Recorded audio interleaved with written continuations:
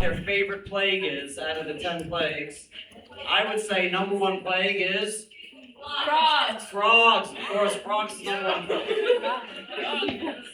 plague. Now, the Gemara, though, explains that not all frogs are equal. The Gemara, this is in the second Psachim Daf Nun Gimel, tells a story about Hanani, Mishael, and Azariah. Hanani, Mishael, and Azariah, they were in Perek Gimel of Sefer Daniel. Nebuchadnezzar said everybody has to bow down to an idol. And Hanani, Mishael, and Azariah, they were the only ones who didn't bow down to that idol. And the Gemara asks, where did Hanani, Mishael, and Azariah get their inspiration? That when everybody else caved in and bowed down to an idol, they were the only ones who did it. The Gemara says they were inspired by the frogs in this week's Parshat. And how were they inspired by the frogs? Because Hashem told the frogs that you have to fill in every place in all of the homes of the Egyptians, yeah? Now, one of the places that had to be filled in, as what it says in the Torah, is the Tanarecha. Yeah? The frogs are going to fill up even your ovens. So, Hanani, Mishael, and Azariah, Gemara says, made a kal v'chomer. They said, if the frog can go into the oven, then we can also not bow. And even though Nebuchadnezzar threatened to throw us into fire, if they can go into the fiery oven, we can go into fire too, if that's what Hashem says to do. That's the Gemara. But the Vilna Gaon explains, wait a second, why is this a kal v'chomer? If Hashem tells the frogs to go into the oven, and tells you to go into the oven, it's not a kal v'chomer, it's the same thing. So he explains, why is it a kal v'chomer? Because Hashem didn't tell any frog to go into that oven. What did Hashem tell all the frogs to do? What did he tell them to do? You fill out this entire house. Fill up all the houses of everything in the homes of the Egyptians. So what are some frogs going to do? Some frog says, listen, I'm a frog. What's a nice place for me to be? I'll go in a sink. That's in a house, right? And it's nice and moist. That's a nice place for a frog to be. So some frog is going in the sink, and he's being a good frog, right? Because Hashem says, fill up the house. Sink is in the house. And then there's some frog, and he's like, look, got to fill the bathtub. And it's also nice and moist in that bathtub, Good place for a frog to be, and he goes into that bathtub. And is he being a good frog? Look, that's what Hashem says. He's doing what he's supposed to do. Okay. But what happened to some frogs? What did some frogs say? There was a couple of frogs who made this decision. They're like, look, Hashem says to fill up everything. That includes the oven. So I'm going to be that frog that goes into the oven. Now, can I take the easy way out and I'm still being a good frog, going into a sink or a bathtub? 100%. But I'm going to man up or frog up, or as the case may be, and I'm going to go into that oven, and I'm going to be that frog that goes into the oven. Okay? Now I'll tell you another story. This is back when I was in Virginia.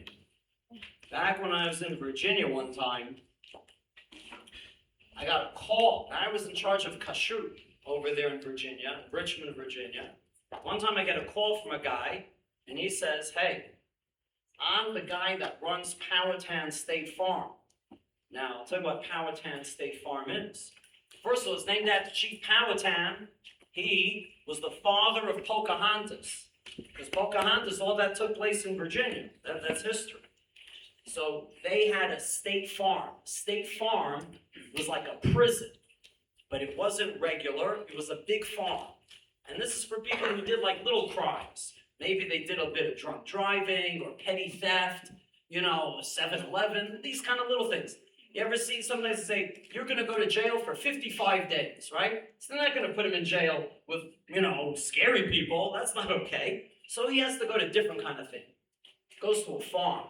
And the people on this farm, they do farm work. That's what they do. They wake up early in the morning, and I'm like, what do you want me to do there? I want kashrut in the Powhatan State Farm? He says, listen, it's a dairy farm. We milk cows.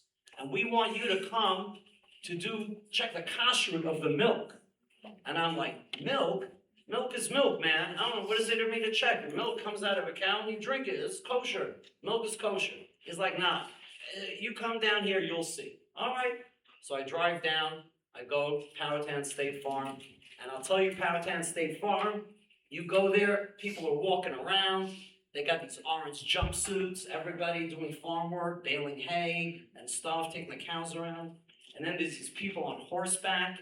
The guards are all on horseback, and they have rifles walking around on their horses. They're looking at anyone who wants to make a break for it, they're gonna shoot them. That was cool. Anyway, they're showing me around, and he's like, here's where we milk the cows. I'm like, okay, it's a cow, you're milking it. So far, kashrut, very good. You know? Unless, I don't know what, I think, what do they want? Chalav Yisrael? Like, what are they wanting? Fine. Then he says, okay, but now let me show you this.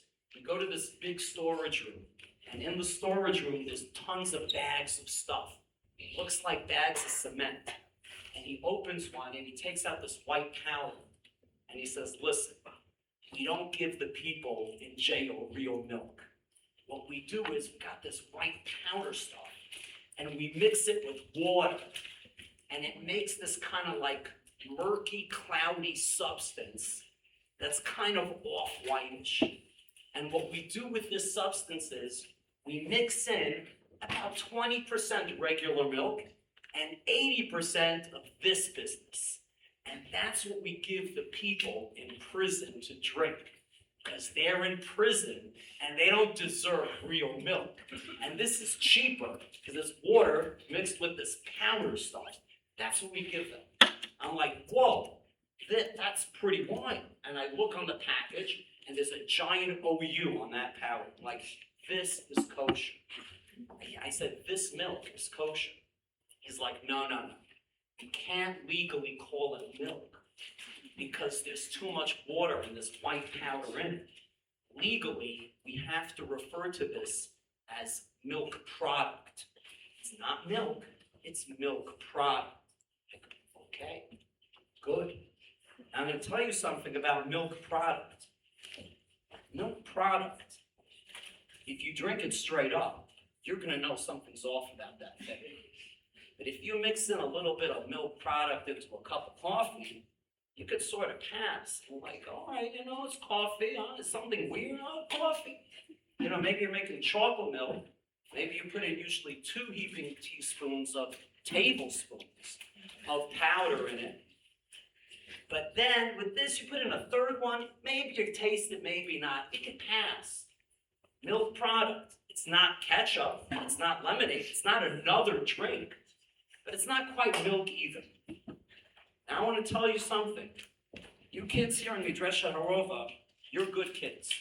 Yeah? I know you chose to come to Israel for seminary, and you got friends that they decided not to come here, and they're in college, and they're doing all sorts of stuff, and not learning Torah the way you're learning, and that's great.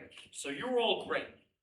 And I know that even in the spectrum of seminaries that you could have chosen to go to, there's ones that I think the technical term is they're more goofball seminary type places. But you're like, no, I want to go to a rigorous place like Midresha Harova, where there are no breaks in the schedule and where it's very intense and blah. Okay, good. But now I'm going to tell you a secret. Some of you all here are milk product. There is the real Harova seminary girl, and then there's Sem Girl product. Now that Sem Girl product, she kind of sort of looks like the milk. And sometimes she even passes as that milk. But deep down, not really milk. Fit for people in prison to drink. Not really milk. Now I'll tell you another thing. You all here, you're all good frogs. You're good frogs. Nobody is doing anything bad. You're doing good frogs. But some of you are the frogs that are choosing to go into the sink and the bathtub. Now, that's a good frog. That's okay. Following the rules. That frog is following the rules. But that frog is not inspiring anybody. There's the inspirational frogs. There's the getting by frogs. Now hey, come on in. Here, crap. And about. get a shout out here. The whole world will see. Garrett, Brett, and Aaron and Bell, you've been through this. You've been through Harova, and I'm going to tell you something about the Harova year. Harova year begins, you come here, and you have no idea what's going on. And then the first few weeks, you're like, will I be able to make friends, And how do I do laundry? How do I get to the place where they give food? There's alleys here, I don't know. But then that settles down after a while, yeah?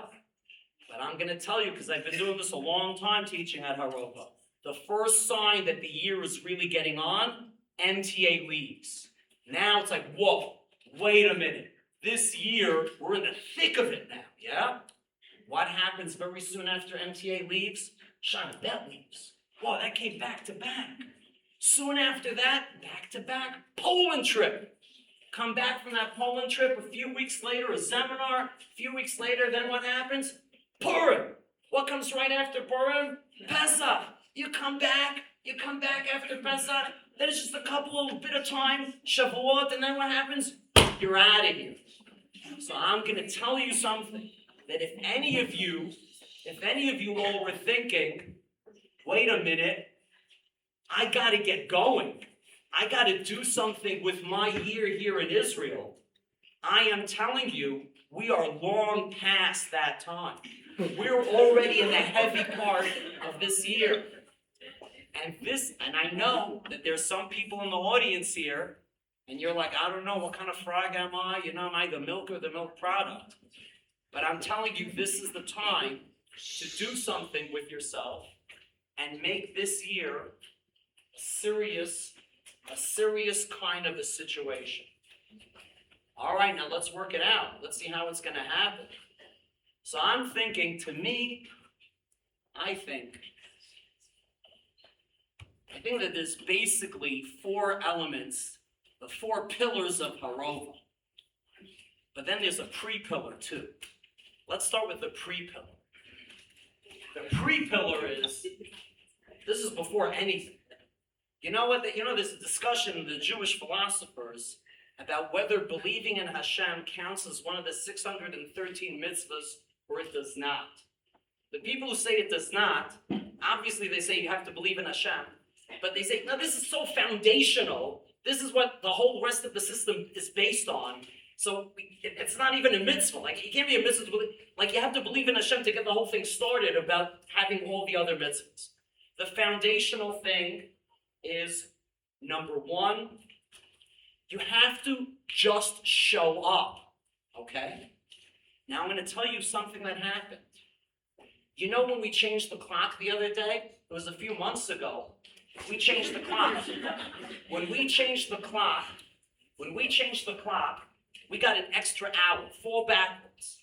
I came in the next day, and I asked a bunch of people in Harova, you had an extra hour. They turned back the clock, you got an extra hour. What did you do with your extra hour? I asked a bunch of people.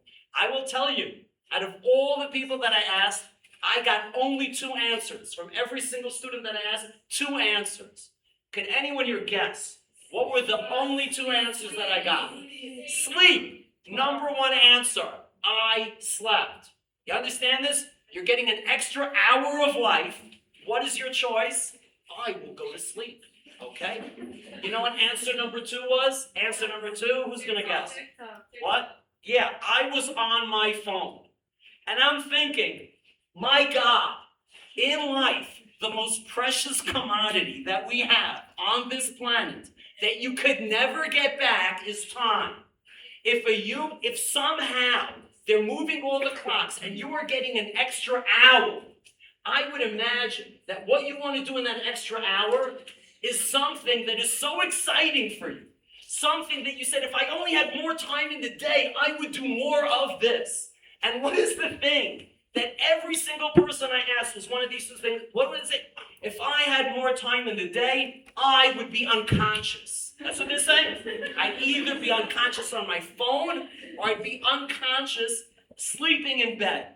That's your goal? That is your goal in life? If I only had more time, I wish I could be unconscious. It's insane. I want to tell you another thing. You know what happened last year? Last year I went on the Harova trip to Yad Vashem. Yeah? I was in the mood for a fun tiyul. I was like, you know what? Yad Vashem. You know, I haven't been there in a while.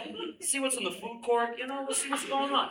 All right, so I go to Yad Vashem. Is this thing being taped? Now what happens? Now listen. I go to Yad Vashem. Now you tell me, did you have a Yad Vashem trip this year?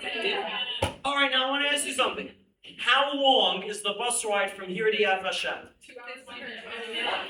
2 hours? Where are you going? On the way back. 30 minutes. We left from the old city to Yad Vashem. It was a 30-minute ride. I'm on the bus, yes? I'm on the bus. I look in the bus, 70% of the people fell asleep. 70%, 30-minute ride, they fall asleep. Like, what are you, infants? What is this? What are you? You're like I can't understand. A soldier works hard in the army, he falls asleep on the bus. Also, a tiny baby, you know, they put on a car seat, they fall asleep when there's like motion. 70% of people fell asleep. Like, what? You know what happened? I'll tell you another thing. I come back, you know what happened this year when you had the Yad Vashem trip? I think it was a Monday. Was it a Monday? Yeah. It was a Monday. Now listen to what happened.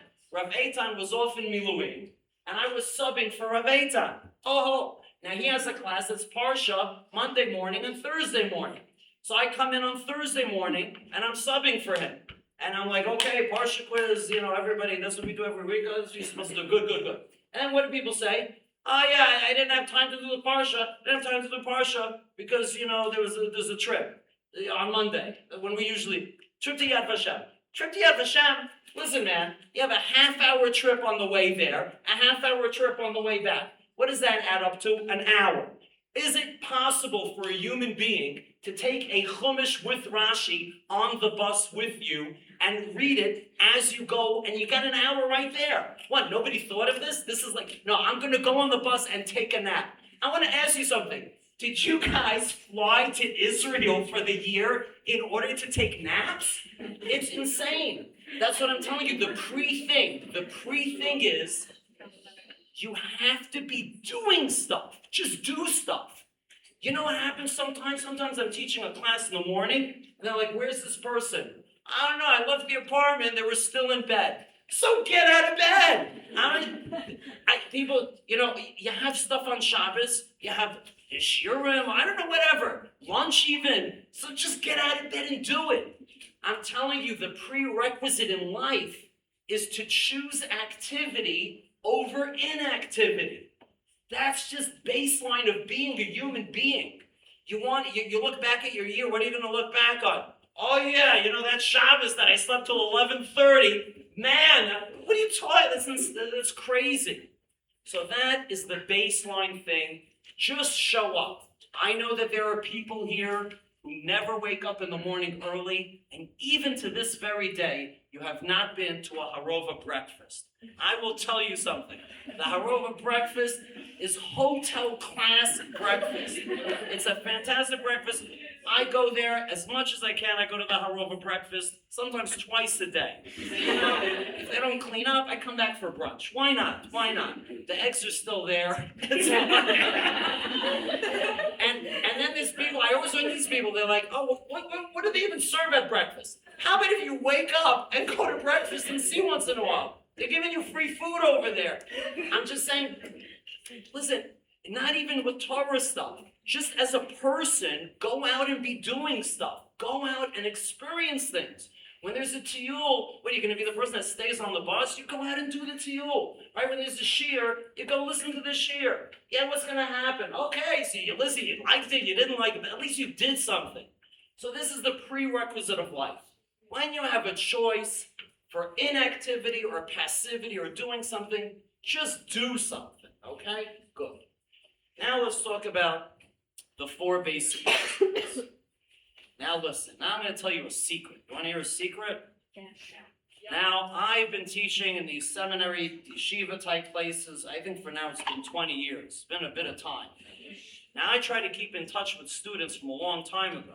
You know what happened even this was 2 weeks ago, I attended a bar mitzvah at the kotel of a son of an old student of mine that I was Masada Kiddushin at his wedding. Yeah? And I'm in touch with this guy. He calls me up. He's a math teacher now. And we talk all the time. We talk. Okay, good. It's nice. I'm in touch with people all the time. But I'll tell you what I've learned. I've learned that once you leave seminary, or yeshiva as the case may be, if you're a boy or if you're a girl, 5 years after you leave, you're going to turn into your parents. That's what happens. 5 years after yeshiva, a boy starts turning into his dad. 5 years after seminary, girls start turning into their moms. That's what happens. Now, if it's a boy and his dad is a guy who goes to Minyan, then that boy's going to go to Minyan. That's great. Yeah? And if his father was Daf Yomi, he'll probably do Daf Yomi. And there's always people who are, break the mold and all this. But fundamentally, that's how it works, yes? And therefore, you ever go around, I don't know, you ever walk down the streets of, what is that, Central Avenue? Which town is Central Avenue? Oh, yeah. You walk down Central Avenue, yeah? And you see some lady walking down in her activewear, holding a giant cup of juice, and they got that knit hat with the big pom-pom on top. And you're like, and what are they doing? Oh, they're going to a bagel store.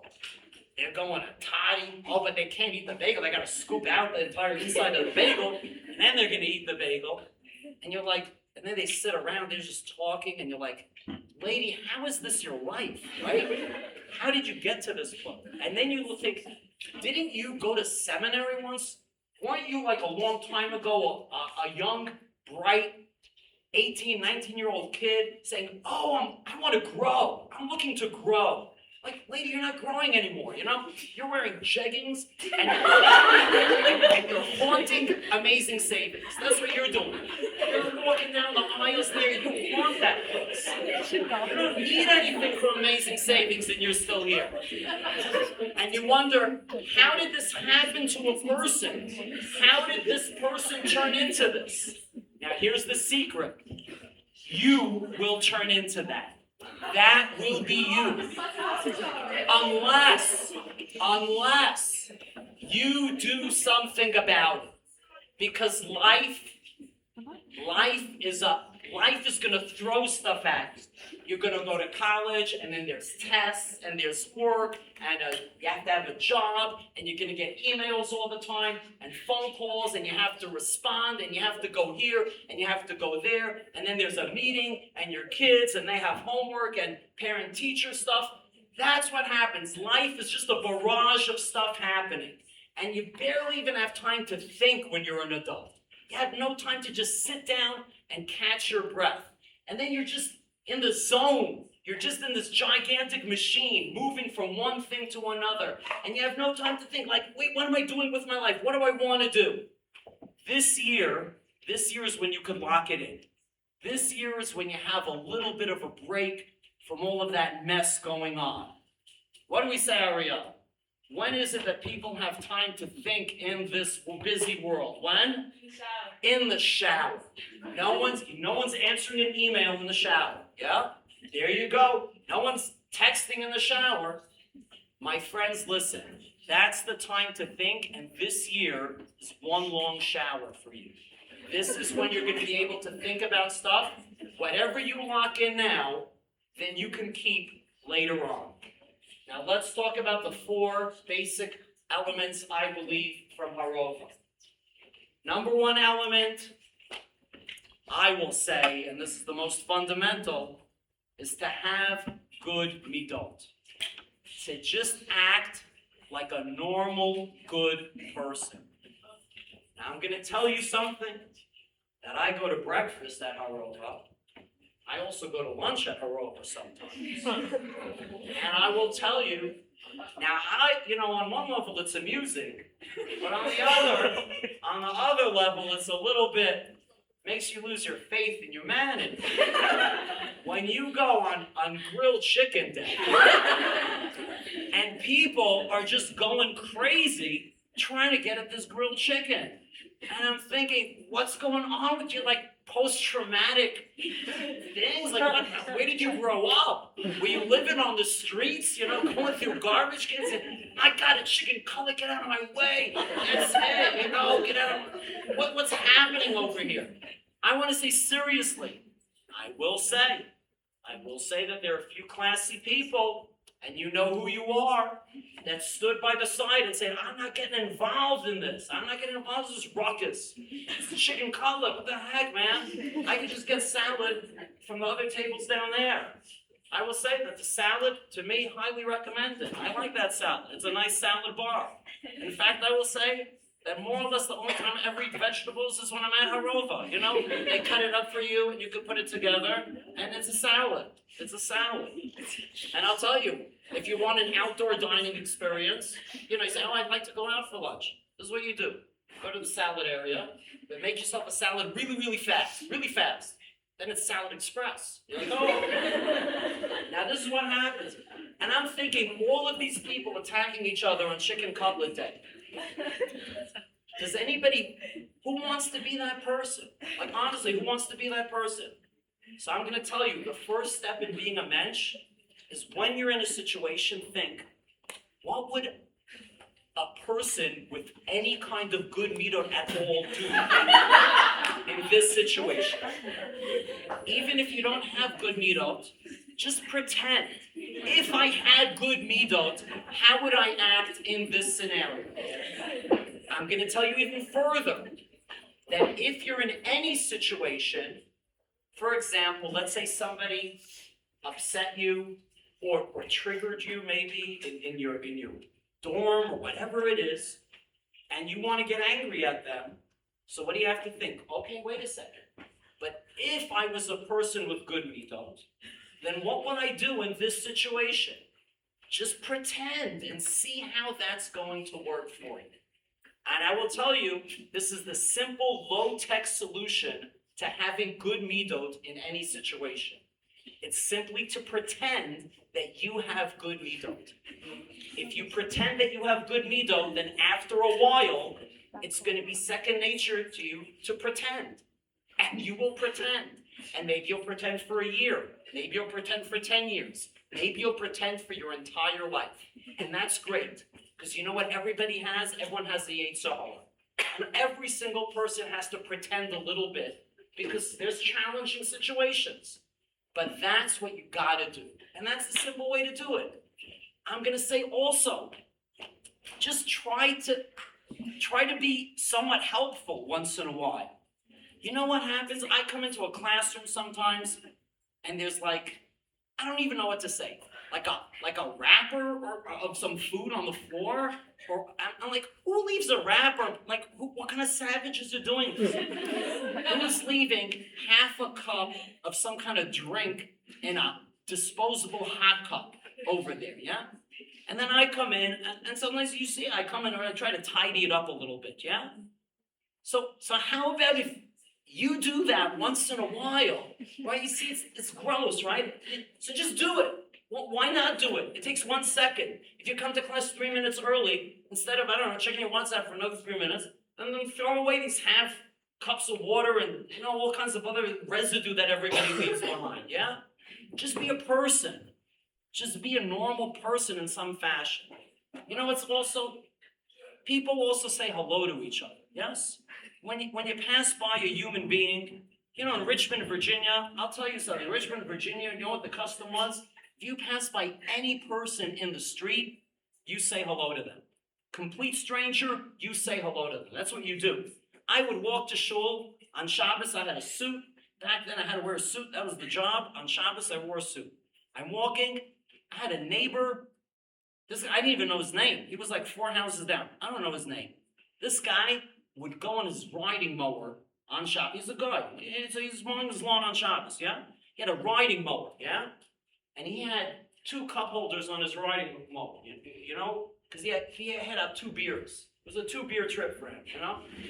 This guy would be shirtless, riding on his mower.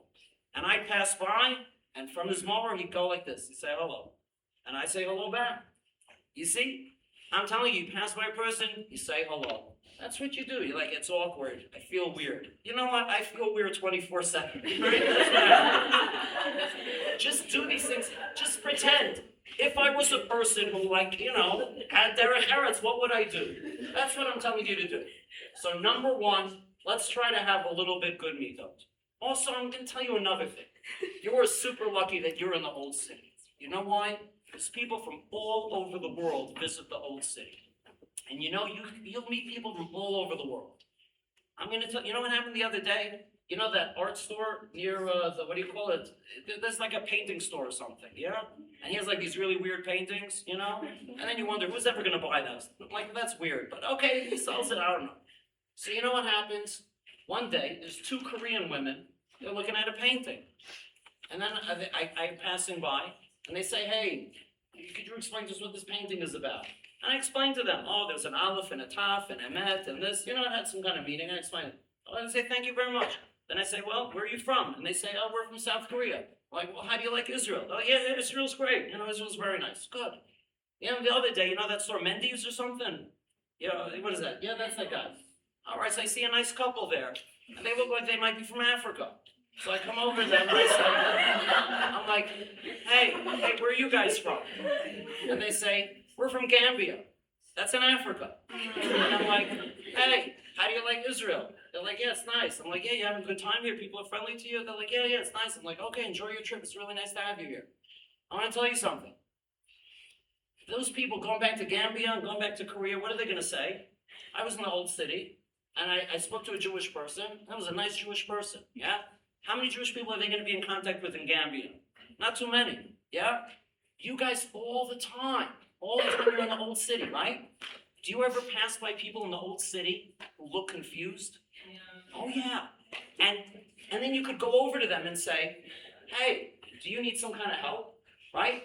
I will tell you, every single week that I'm here at Harova, at least once a week, I give directions to some person who's in the Rova who doesn't know where they say, hey, how can I get to, Shar Yafo? How can I get to the Kotel? How can I get to Kever David? All these things, yes? I'm telling you, if you see somebody that looks confused, then just go over them. You say, do you need any help? What might they say? No, I don't need help. Like, okay, you don't need help. That's fantastic. And if they do need help, then you help them. And that's a thing that a nice grown-up person is able to do. So that's the first thing. Open yourself up to having good midot and having good midot experiences. Good, and that'll make a nice Kiddush Hashem. All right, that was pillar number one. What's pillar number two? Pillar number two is learning Torah. Now I'm going to tell you something. There is not one person in this world who became a Talmid Chacham by attending Shiur. Nobody ever becomes a Torah whiz by attending Shiur. Attending Shiurim is nice. It's good. It's good to go to Shiur. It's very good. But the real way to be a Talmid Chacham is to learn on your own. People who learn on their own, they become Talmidei Chachamim. If you're a person in this audience that you don't just want to be a consumer and listen to Shiurim like you listen to podcasts, but you want to generate content, so to speak, right? That you want to be a person who can create a Dvar Torah. That you want to be a person who can create a shiur and give that shiur. That you want to be a person who could speak in Torah, as we say to other people. The way to do that is to learn on your own. And I will tell you, it's beyond, not even with a chavruta, not even with anything. Do it on your own, not dependent on anybody, not depending on anything outside of yourself at all. You know why? Because if you learn on your own, when are you going to be able to learn? Certainly while you're in Harova. When could you also be able to learn? On Shabbos, on a bus, when you're in college, when you're anywhere in life, right? You're not going to be dependent on anything else. I'll tell you another thing. I taught many people over the years. I taught smart people. But you know what? Over the years, you know which kind of people stick to learning Torah? It has nothing to do with smart.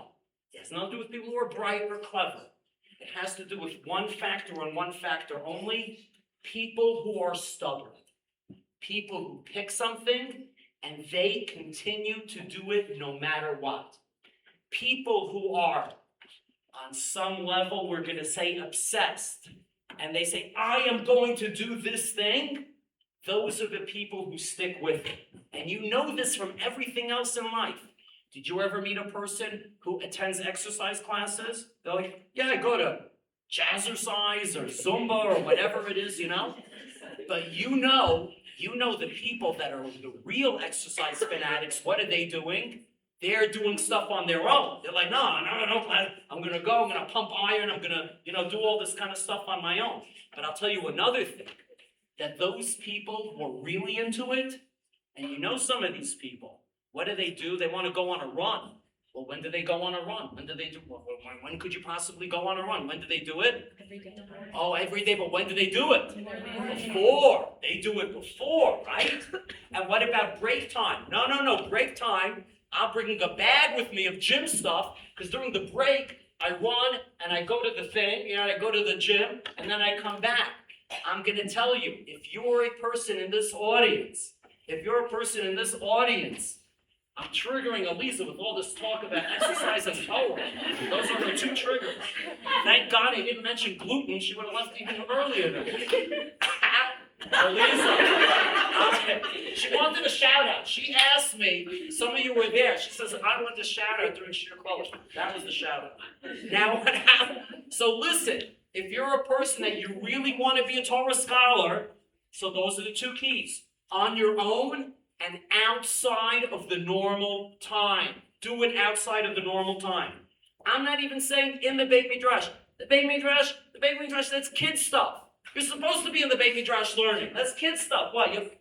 If you really want to do something, you find that you take your own time and do it. You understand? If you guys are learning Torah only when you're in Shiur, or only when you're in a base medrash and all of that stuff, then who's making you learn Torah? I don't know, the man, right? Or Millstone, Whitey, whoever it is that's making the rules for you. So it's the rules that are making you learn Torah. That doesn't show any desire on your part. That doesn't show that you're excited about it. If you're excited about it, then you do it on your own, in your own time. And how do you know that that's true? Because you will think of anything that you're excited about. Think of anything that you were excited about, not in Torah, just in life. When do you do those things that you're excited about? On your own time, yes, by yourself sometimes, on your own time, outside of class. That's how you know that something is real to you. And I will tell you that if you say, you know what, I don't know, the schedule, it starts so early, 8:30, it starts early and it ends late. You know what, I'm going to tell you, just do a tiny bit of Torah learning outside of that. A tiny bit. You do 15 minutes beyond the normal time. Because the amount from 15 minutes to more than 15 minutes, that's an easy thing. It's easy for that to grow. But to go from zero from nothing to something, that is the biggest leap. But if you just do that, then that shows that you care about this kind of thing. I'll tell you a true story. There's a Harova student that I taught, I don't even know how many years ago at this point. I think I taught her, I believe she's now married, a lawyer with 2 kids. I think that I taught her 7 or 8 years ago. Hey, I taught this kid 7 or 8 years ago. And you know what happened? I told her one time, I said, I can't say her name because it's embarrassed her on the thing. But anyway, I told her, I said, if you want to learn, you learn on your own. She says, you know what, you're right. I'm going to start learning on my own. So what did she decide to learn on her own? Nach Yomi. Learns 1 parak of Tanakh a day, yes? Now tell me, how long does it take to get through Nach Yomi? If you do 1 parak a day, how long does it take to get through Tanakh? What? How many? 2 years. Now she's been doing this like 7 or 8 years, right? So by now she's gone through Tanakh a bunch of times. And you know what she told me the other day we were talking? She says, I don't know everything in Tanakh by heart, but I do know if someone says a pasuk, I know which sefer it's from. And I know more or less where it appears. So you understand what happened here? This is a kid who's a lawyer. That's a serious job. And she got 2 kids that she's got to worry about. But what was the way that she now became? She's a real Torah scholar, yes? She is that pasuk is over there. She knows stuff, yeah? She goes sometimes to a shiur, and they're reading a pasuk, and they don't know where it's from, and she says, I know where it's from, yes? How do you get there? If you take your own time and you add some element to it, that's what's making you already a Torah scholar. Good, so that was the first 2 things. What did we talk about already? Midot, what is the second thing we talked about? Torah scholar. And listen, what I'm trying to tell you is these are simple, low-tech solutions, yes? What is it? Is that rocket science? Learn, 15, 20, half hour, more outside of your time. I don't know, when does Baby Drush finish here? 10:30? 10 o'clock? And then what do? I don't know. You get the whole night ahead of you. I don't know. People say they go to sleep at 1 in the morning. I don't know what happens over here. So instead of 10, make it 10:30. What the heck? A half hour, yes? That half hour adds up over time. Bam, then you really know stuff. You become a person who knows stuff. Good. Let's do the third thing. What's the third thing? Is doing mitzvot. My friends, sometimes people are in situations and they're like, listen, it's hard, mitzvahs are hard. But there's a very, very simple way to do more mitzvot. The very, very simple way to do mitzvot is the recommendation of the Rambam. The Rambam writes in Hilchot Tshuva that there is a certain attitude that everybody is supposed to have. And that attitude that everybody is supposed to have is to say, I'm a Beinoni. What does that mean that I'm a Beinoni? I'm in the middle. I am in the middle. And if you feel that you are in the middle, then every time that you are faced with a decision, whether to do a mitzvah or not do that mitzvah, then what are you saying at any given moment? Right now, I'm right in the middle. Right in the middle. And if I do this one mitzvah, then what's going to happen? What's going to happen? I'm going to be tipped over to that tzaddik side. So if you look at every mitzvah and say, this is the crucial mitzvah that will tip me over, bam, you do that mitzvah. Could you imagine? Let's say there's a person, I don't know, what are they eating? Some kind of mizonot thing. And then what are they supposed to do after the mizonot? They want to say alamechia. And they're like, I don't know, alamechia, I don't know what's tune for it. It's kind of annoying. Maybe I'll just sort of skip it, or half say it, or mumble it, or kind of say what I remember from it, which is probably, 40%, and maybe that's good enough for God or whatever. But could you imagine if you said, whoa, you're on the cusp, and if you say this al hamichya, bam, you're in the tzaddik lane. Then that's inspirational, and you can do that.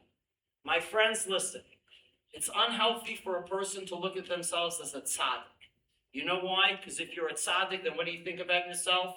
I'm great. I'm good. I don't need to do anything. I'm just perfect the way I am. That's being a tzaddik. Good. See how that backfires? Yeah, I'm good. I don't need. If you are a person who looks at themselves and says, I'm a bad person, I'm a Rasha, that's awful too. Because if you look at yourself as a Rasha, then after a while you say, well, I'm just a bad person, So here I am not doing mitzvahs. Well, that's what bad people do. I'm bad, that's what I'm doing. So, and the right way to look at it is you're a Beinoni.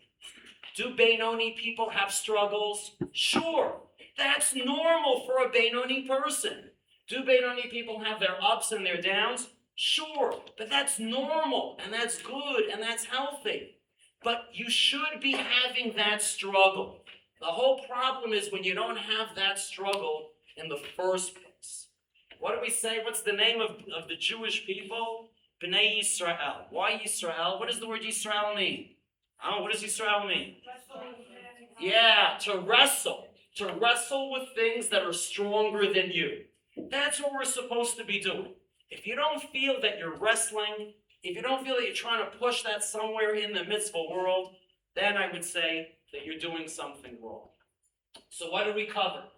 Okay, what did we do? We did midot, we did Torah learning, and we did mitzvahs, right? And each thing I'm going to say, I think has just simple solutions to get ahead.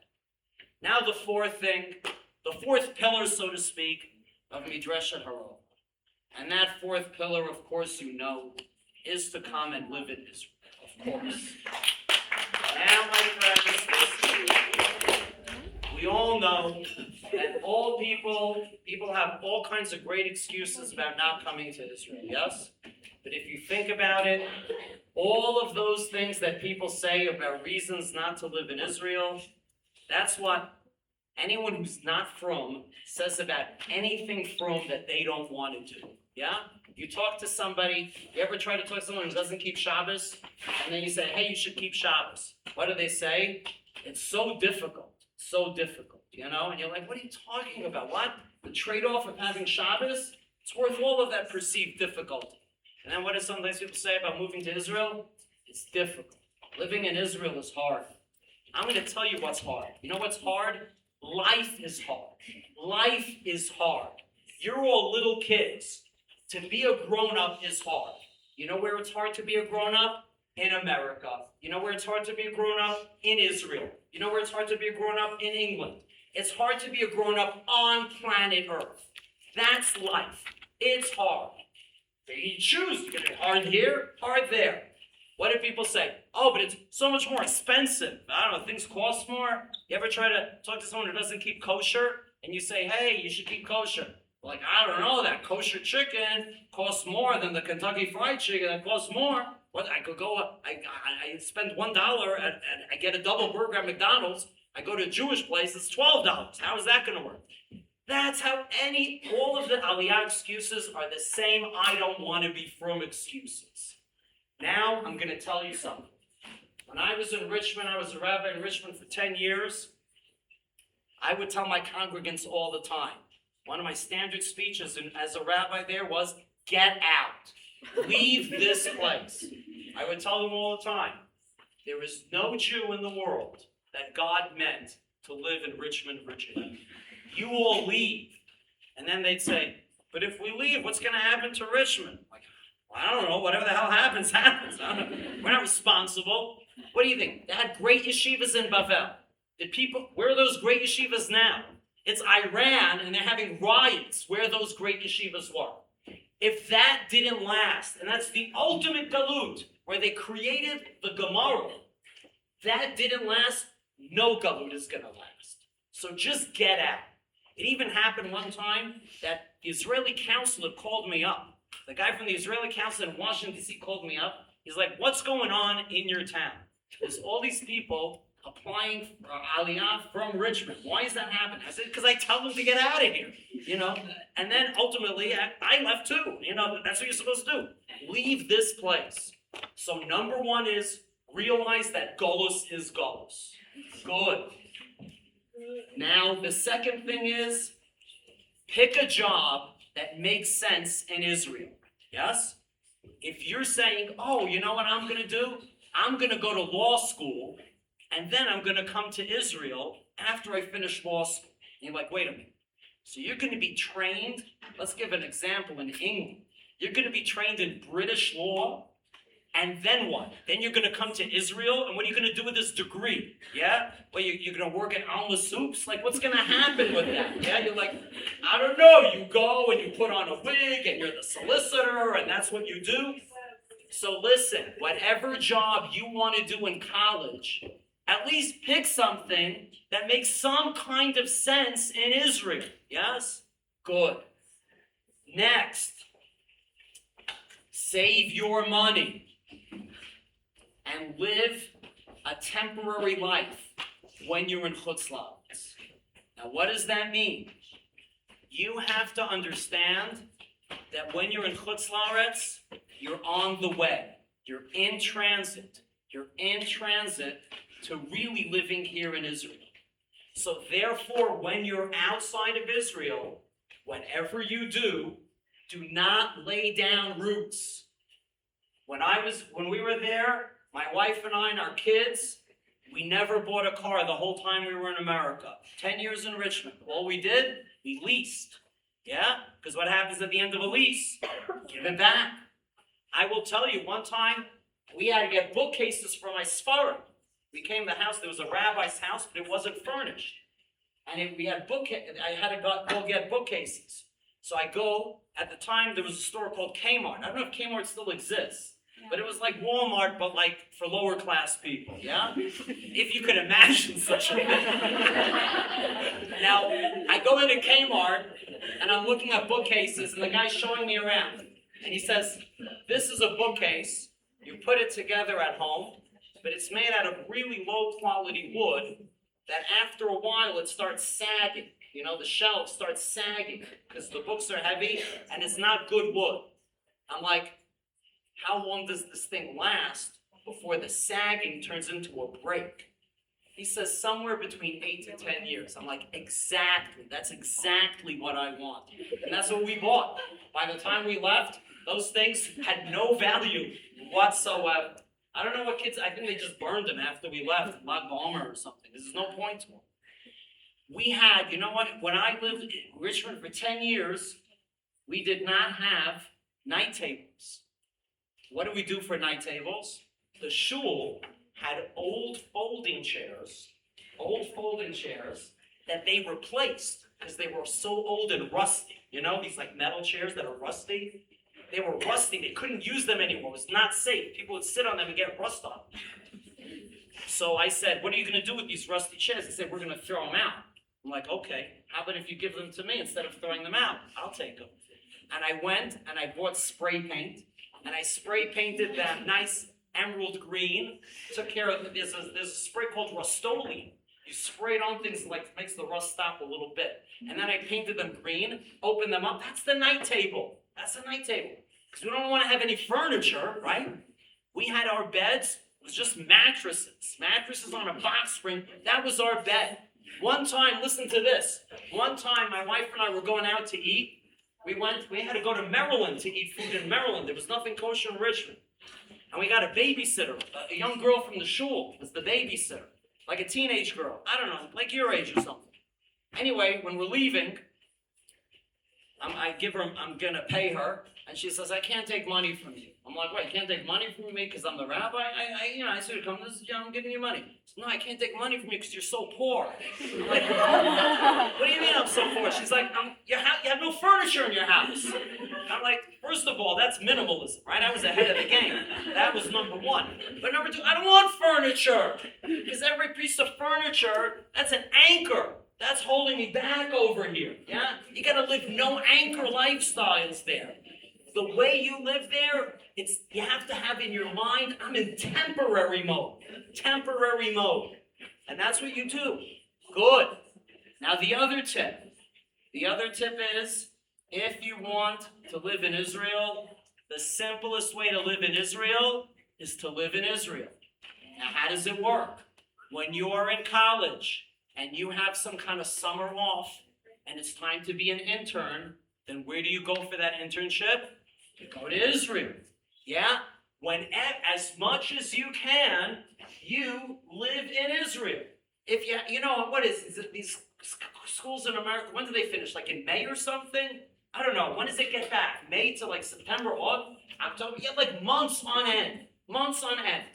So come to Israel for those months on end. Get yourself an Airbnb. And then from Israel, you could visit Greece. It's a short flight. You go to Italy. Do whatever you want. But you're living here during that time. The more you live here, the easier it is to live here. Yes? Because, I figured it out. Here's how you do this. Here's where you go there. I know it's scary because you don't know how it works. But then you live here a bit, and that's how you know how it works. I'll tell you a true story. I had years ago a student. This is a student. I don't want to say her name because it's on the thing. But I see her. She lives in Talpiot. I had a student one time, and she says to me, well, Ron, my parents are making me go to Stern, but I really want to make Aliyah. I'm like, look, your parents, I don't know, you've got to deal with your parents. So she's like, I have to go to Stern, but how can I keep this dream alive? So I told her, simple. You come to Israel every single summer, do your internships in Israel in the summer. Okay? I said, what do you want to do with your life? What do you want? She says, I want to work in the police department, and I want to be a ballistics person. That's what I want to do. I'm into guns and bullets. I want to do that. All right, so you don't hear that every day, but okay, you're into guns. That's fair enough. That's fair enough. So I said, listen, here's my tip. Every summer, you go and get a job interning at the police. She's like, interning at the police in Israel? I'm like, yeah. What? You're a young person. You say, I'll work for free. What are they going to say? No, we hate free work. No. So you know what happened? So she got a gig, and she says, I want to be a ballistics person. I'm like, whoa, intern, chill. And then the first year, she was like running DNA. Like the crime scene people, here's DNA, all kinds of, spit and pus and garbage, Okay, that's how you start. And then you know what she did the next year? She came again. And she did the police department again, internship. And then the third year, by the time she was done with Stern College, she had been here 4 years in a row, interning for the entire summer at the police. They offered her a job. They said, whoa, okay, you're done with school. We have a job for you in the ballistics department, yes? And you know what happened also? There was one of the higher level policemen there, and he saw her, he's like, she's blonde. And he's like, look, I have a son. Maybe you want to go out with him. She married that guy. So I'm going to tell you, she married, she's living in Israel. She's a police lady doing ballistics, and she married this guy. That's the tip. Just come here all the time as much as you can. Make the center of your life here. Now the last thing, and this is the most important, is that in your mind, you have to continuously get yourself motivated to come to Israel. Because you're going to be around people and they're like, USA, and all this kind of stuff. You're like, whoa. No, Israel's important. How are you going to remember that? So here's my technique that I used. I lived in Richmond, yes? And in Richmond, they got country music on the radio, yeah? And they got all kinds of country music. You got your classic country, Merle Haggard kind of stuff. And then you got your modern country type stuff. And then you had your Southern rock station. That's like 38 Special, that kind of stuff. I would listen to those songs. I said, you know what? I didn't listen to country music before. I grew up in Brooklyn. I never heard of this kind of stuff, right? I go there, country music, yeah? Okay, good. Now, country music, you know why it's good? Because what are the people always talking about? My home, my town, this land, And every time some country music dude would say, my town, this land, this is where I'm from, where I come from, all this kind of business. I'm like, oh, yeah, that's Israel. You're saying my town, but my town is Israel. I will tell you that there was one song by Leonard Skinner, and this is a song it's called Sweet Home Alabama. And when I listen to that song, Sweet Home Alabama, I'm like, I know you're saying you think it's about Alabama, but to me it's all about Israel. That song's about Israel. Every time I listen to that song, I say, oh yeah, Lord, I'm coming home to you. I'm coming back to Israel. I'm going to come back to Israel.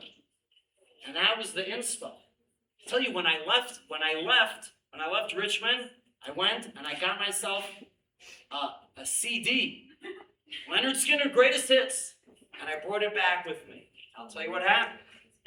I got a job working in the old city, teaching in the old city. Okay? And I have my car, and that was in the olden days. My wife said, yeah, you drive to work. It was one of my first few days of work, first few days. And it was I woke up so early, I was excited, because I'm in Israel, I'm going to be teaching in an old city, very exciting. I woke up crazy early, went to Vatican, I'm driving, it's like super early in the morning, crazy. And then I'm like, okay, now I'm going to be really Israeli. So I drive on the highway, and there's people want to hitchhike. I'm like, yeah, I'm going to be Israeli. I pull over, hey, you want a ride? I'll give you a ride, you're hitchhiking, yeah. And they're like, yeah. I'm like, where are you going? I said, where do you want to go? They said, we want to go to Yerushalayim. Well, yeah, I'm going to Yerushalayim. Get in the car, man. And then they're in the car, and I'm like, hey, you guys know Leonard Skinner?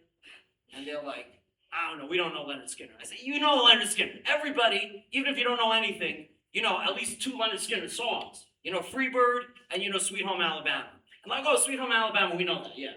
So I put in this song, Sweet Home Alabama, on the CD player, yes? And what does the song say? Sweet Home Alabama, where the skies are so blue. And it was super early in the morning. The skies were blue.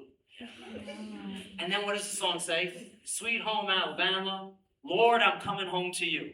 And I'm like, Hashem, I am literally driving to Yerushalayim. I am literally coming home to you.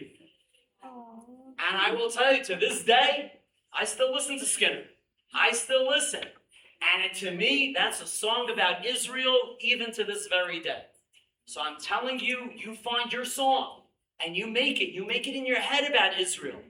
And that'll inspire you to get back here. My friends, these are the 4 things. Yes? I would like to think that we have relatively doable things. Yes? These are all doable things. Yes? All of those, each one of them, something that every person could do.